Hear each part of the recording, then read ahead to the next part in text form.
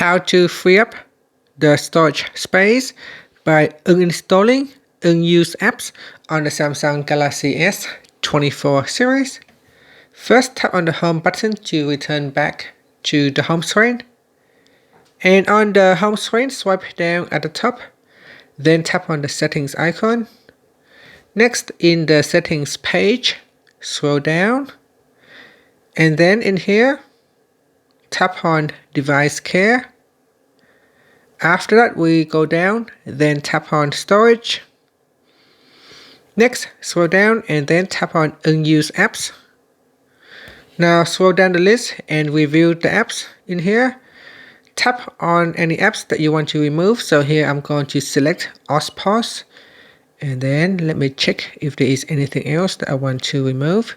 So there is this Arian webcam, so I can select that. And then tap on uninstall 2 apps.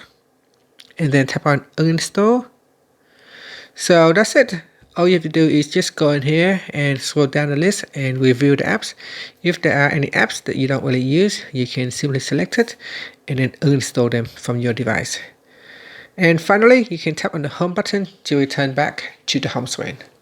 Thank you for watching this video. Please like and subscribe to my channel for more videos.